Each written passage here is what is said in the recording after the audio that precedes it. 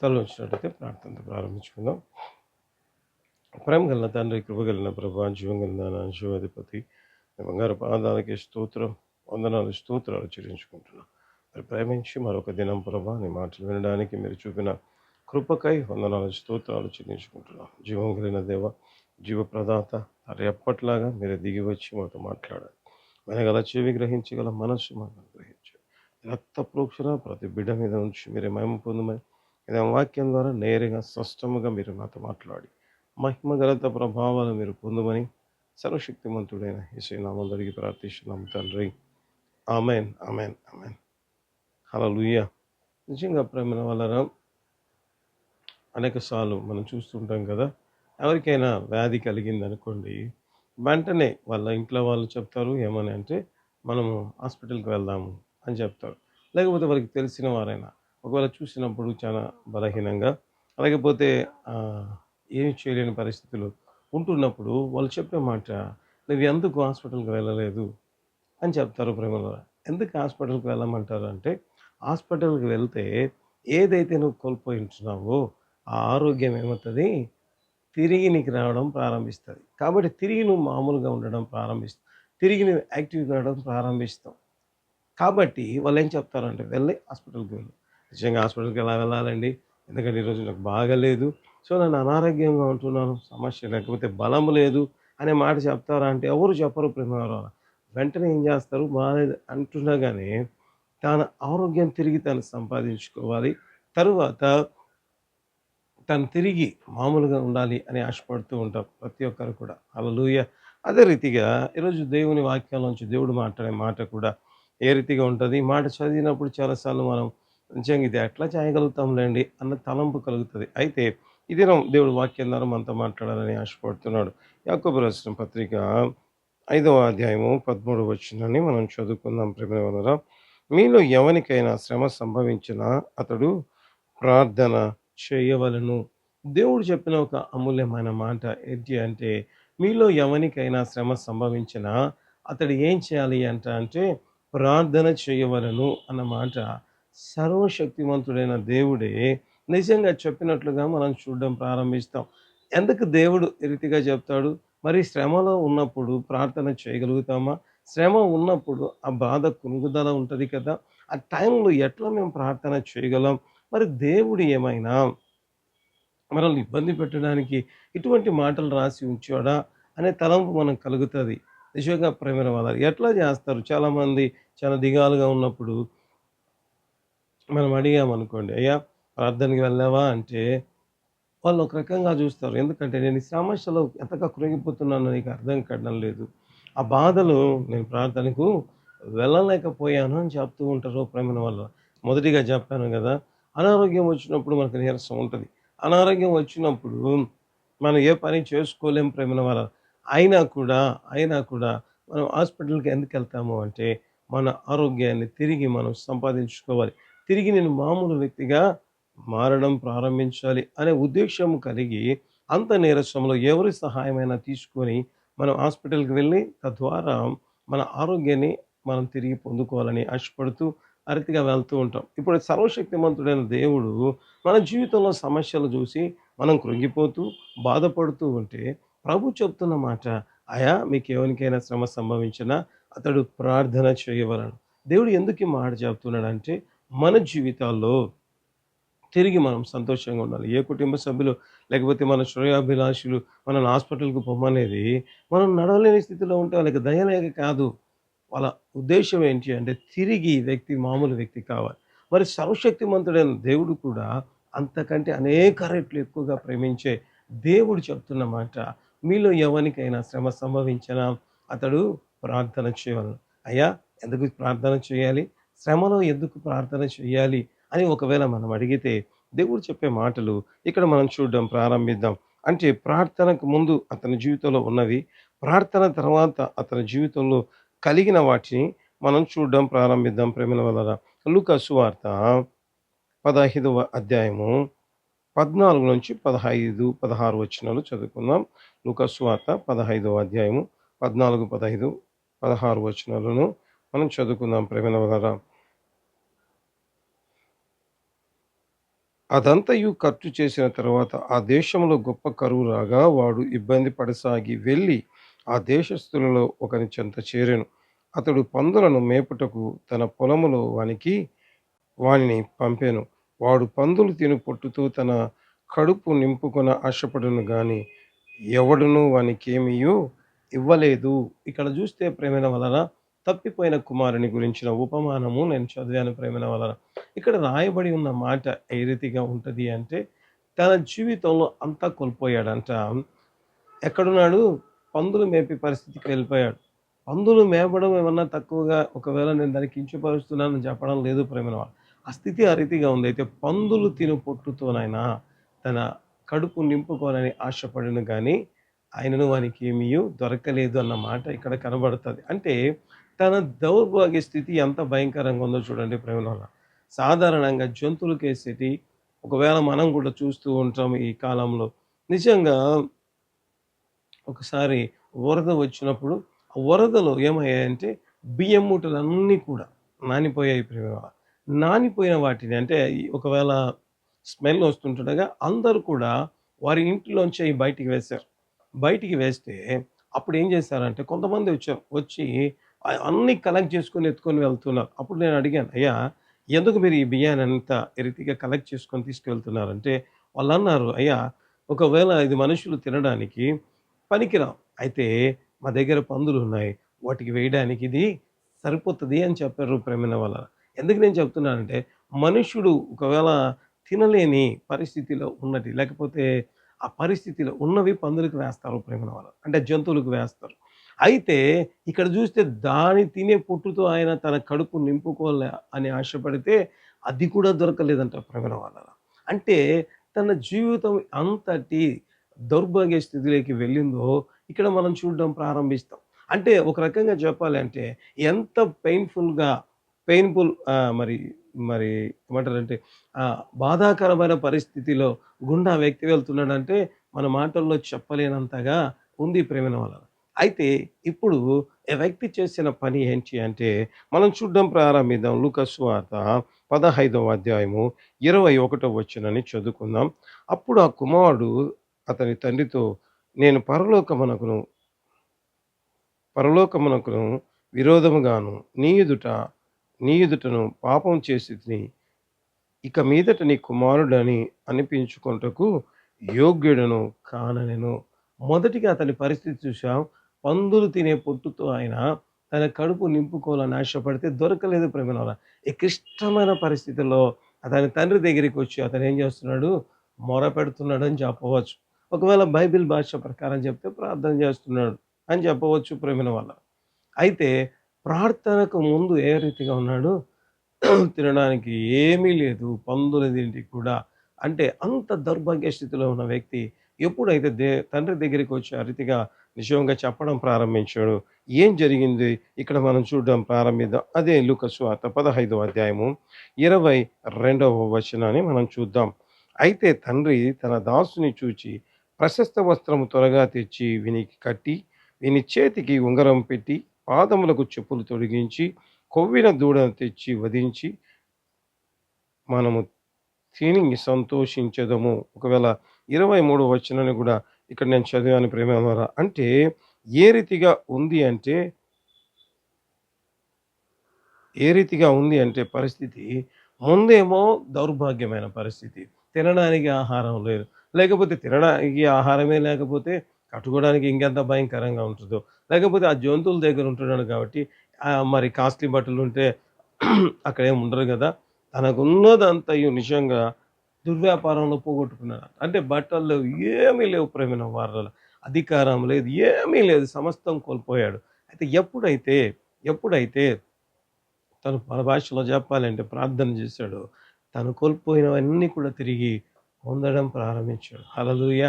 ఎందుకు ప్రభువా శ్రమలో నువ్వు ప్రార్థన చేయమన్నావు అంటే, దేవుడు చెప్తాడు, నువ్వు శ్రమలో ప్రార్థన చేస్తే నీవు పోగొట్టుకున్నవన్నీ కూడా తిరిగి ఏం చేస్తాడంట దేవుడు ఇవ్వడం ప్రారంభిస్తాడంట ప్రేమైన వాళ్ళ. హల్లెలూయా!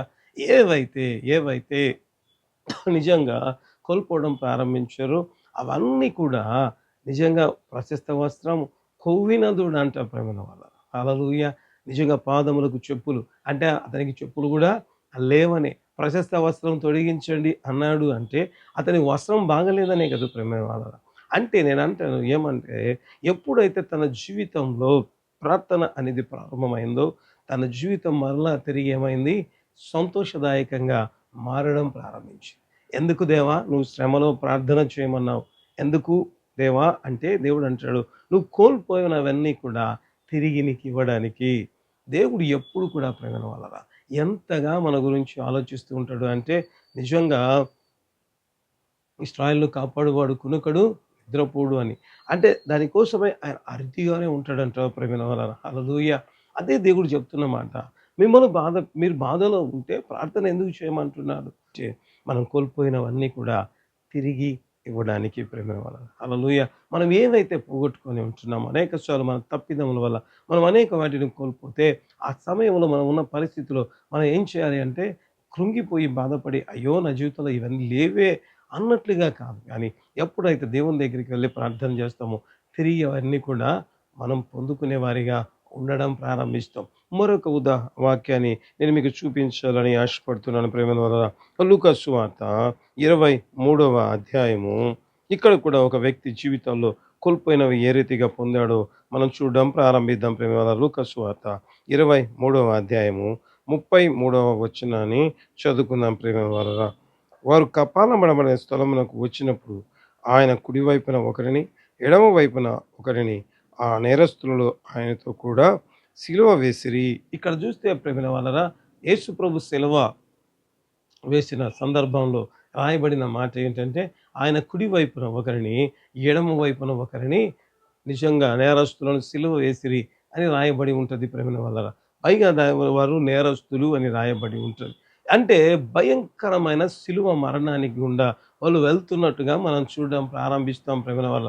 నిజంగా చెప్తారు కదా సిలువ మరణం అనేది లేకపోతే సిలువకి వేయబడడం అనేది ఆ రోమన్ కాలంలో అతి క్రూరమైన శిక్షగా పరిగణిస్తారు ప్రేమిన వల్ల. అటువంటి భయంకరమైన శిక్ష వారి జీవితంలో పడింది. నిజంగా నాకు అనిపిస్తది ఎంత పెయిన్‌ఫుల్‌గా ఉంటదో, ఎంత కష్టంగా ఉంటదో మామూలు అంటే సాధారణంగా వాళ్ళేసే మరణాల్లో అతి భయంకరమైనది అంటే అది ఎంత పెయిన్‌ఫుల్‌గా ఉంటదో కదా ప్రేమైన వాళ్ళ.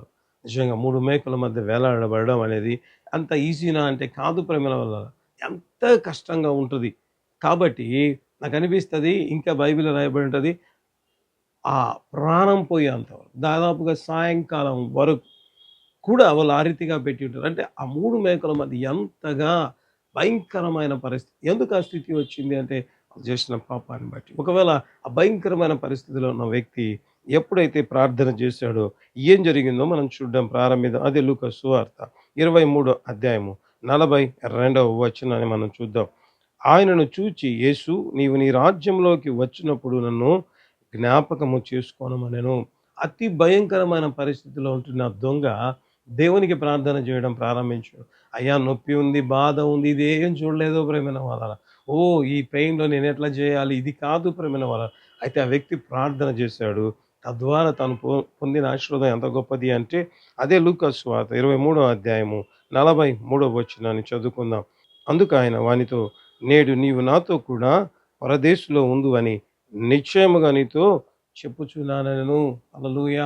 నిజంగా ప్రేమైన వాళ్ళరా ప్రార్థన చేయకముందు నరక యాతన, ప్రార్థన చేసిన తర్వాత నిశ్చయముగా నేడు నువ్వు నాతో కూడా పరదేశంలో ఉంటావు. ఇక్కడైతే ప్రార్థనకు ముందు నిజంగా దుఃఖకరమైన పరిస్థితి, బాధాకరమైన పరిస్థితి, అన్‌బేరబుల్‌గా ఉన్న పరిస్థితి జస్ట్ ప్రార్థన వల్ల ఏ రీతిగా మారిపోయింది అంటే నిజంగా ప్రేమల వలన సంతోషంగా, ఆనందకరంగా, ఎంతో దీవెనకరంగా మారడం ప్రారంభించింది.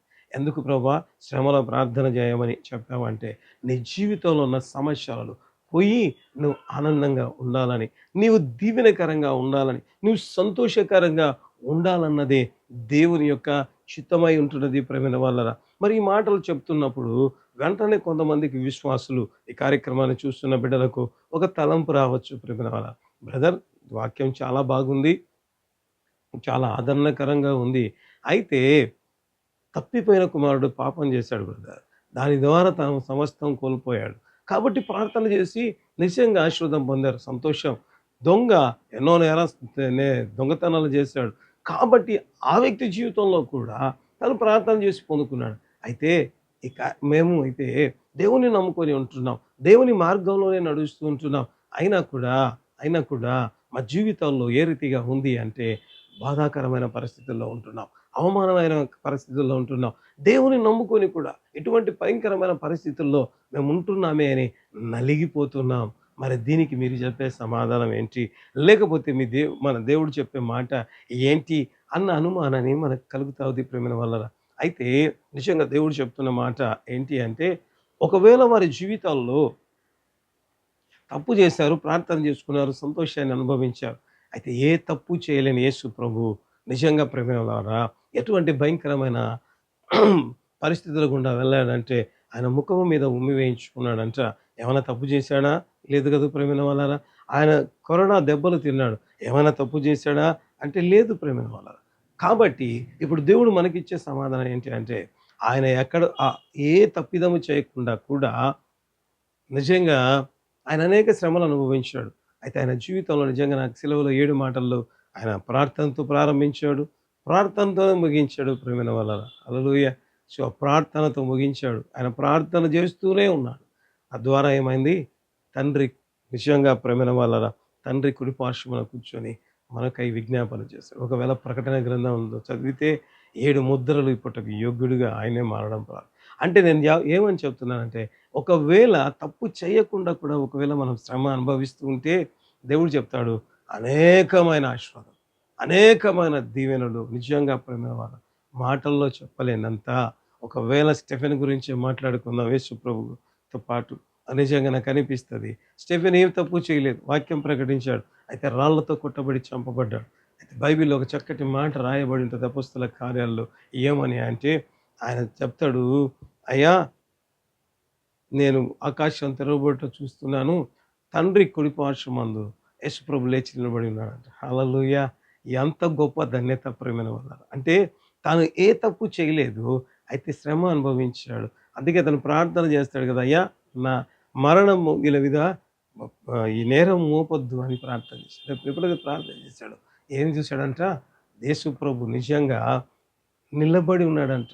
ఎంత గ్రాండ్ వెల్కమ్ స్టెఫెన్‌కి దొరికింది ప్రేమ. ఎందుకంటే అనేక సార్లు ఒకవేళ ఈ కార్యక్రమం చూస్తున్న నీవు ఒకవేళ ఏ తప్పుదేమో చేయకుండా నువ్వు శ్రమ పడుతున్నావా, అయినా ప్రార్థన చేయి. నీకోసం దేవుడు గొప్ప మేలులు ఎత్తిపెట్టి ఉన్నాడు. హల్లెలూయా! అటు ఆశీర్వాదాలు దేవుడు మనకి ఇవ్వాలని శ్రమలో ప్రార్థించే అనుభవం గుండా మనం వెళ్ళాలని ప్రభు కోరుతుండగా అతిథిగా ప్రార్థించే వారిగా ఉందాం. తద్వారా దేవుడిచ్చే ఆశీర్వాదాలు మనము పొందుకోవడం ప్రారంభిద్దాం. దేవుడి వాక్యాన్ని దీవించుగాక.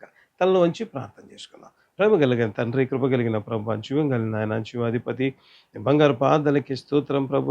ఆశ్చర్యకరుడవు, ఆశ్చర్య కార్యాలు చేసే గొప్ప దేవ, కీర్తనీయుడ, మా ఆరాధ్య దైవమా నీకు వందనాలు. ఏదైనా మీ బిడ్డలతో మీరు మాట్లాడిన మాటలను బట్టి నీకు వందనాలు, స్తోత్రాలు చెల్లించుకుంటున్నాను తండ్రి. నిజముగా ఒక్కొక్కరిని మీరు దర్శించండి ప్రభా. ఎవరి జీవితాలలో నిజముగా శ్రమలలో ఉంటూ ప్రభా ప్రార్థన చేసుకోలేకుంటున్నారు. అటు వారిని ఆదరించి బలపరిచి అయ్యా మీరు ప్రార్థనలో ముందుకు వెళ్ళడానికి సహాయం దయచేయండి. మీరే కృప చూపించండి. మీరే మహిమ పొందండి. వాక్యాన్ని వారి జీవితాల్లో ఫలింపచేయి ప్రభా. పరిశుద్ధాత్మ దేవుని కార్యం మిగుల బలంగా జరిగింది. ఏ దేవుని వాక్యం అయితే ప్రకటించబడిందో ఆ దేవుని మాటలు ఇంకా బలమైన రీతిలో పనిచేయాలి. అదే దేవుని అద్భుతాలు వీరి జీవితంలో జరగాలి ప్రభువ. వారు ప్రార్థిస్తుండగా వారు కోల్పోయిన వాటి అన్నిటినీ తిరిగి పొందాలి ప్రభువ. యేసు క్రీస్తు సజీవమైన నామమందు అడుగుతుండగా అట్టిని బలమైన కార్యాలు జరిగించాలి. మహిమ ఘనత ప్రభావములు యుగ యుగములు మీరు మాత్రమే పొందుమని ప్రార్థిస్తున్నాం. ఎంతైనా ఎంతైనా నమ్మదగిన మా గొప్ప దేవ నామమునకు మహిమ కలుగును గాక. సమస్త మహిమ ఘనత ప్రభావములు కేవలం కేవలం నీకు మాత్రమే చేస్తాం. దర్శించండి, బలపరచు. వారి కన్నీటి ప్రతి బాష్ప బిందువు మీరే తెరవాలి. వాళ్ళ ప్రక్కన నిలబడి వారిని బలపరచండి. ప్రతి కన్నీటి బాష్ప బలపరిచి సంపూర్ణమైన దీవెన ఆశీర్వాదాలతో నింపండి. గర్భఫలం అయితేనే, అయా జాబ్స్ అయితేనే, మ్యారేజెస్ అయితేనే, ట్రాన్స్ఫర్స్, ప్రమోషన్స్, అయా హెల్త్ ఇష్యూస్, అయా అన్నిటినీ సంధిస్తుంది. తిరిగి వారు కోల్పోయిన ఆరోగ్యం తిరిగి పొందుకోవాలి. వారికి కోల్పోయిన సంతోషం తిరిగి వారు పొందుకోవాలి ప్రభువు.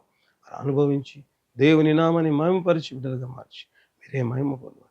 ఎంతమంది కార్యక్రమం చూస్తే అందరి మీద పరిశుద్ధాత్మ దేవుని శక్తి ఇప్పుడే దిగులుగాక, అభిషేకించబడదురుగాక. అయ్యా నూతన భాషలను బిడ్డలు మాట్లాడుదురుగాక. పరిశుద్ధాత్మ దేవుని వాక్శక్తి అనుగ్రహించుడుగాక.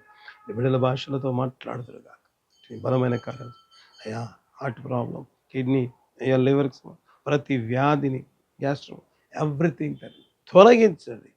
బ్యారన్నెస్ కొట్టివేయమని ప్రార్థించు. మహిమ ఘనత ప్రభావం మీరే కార్యక్రమం సహకరిస్తున్న ప్రతి బిడ్డను షేర్ చేస్తూ, సబ్స్క్రైబ్ చేస్తూ ప్రతి బిడ్డను మీరే దీవించారు తండ్రి. మీరే మహిమ పొందమని ప్రార్థన, అనేకులు దీవెనకరంగా మార్చి మీరే మహిమ పొందమని యేసు నామమున అడుగుతున్నాము తండ్రి. ఆమేన్, ఆమేన్, ఆమేన్.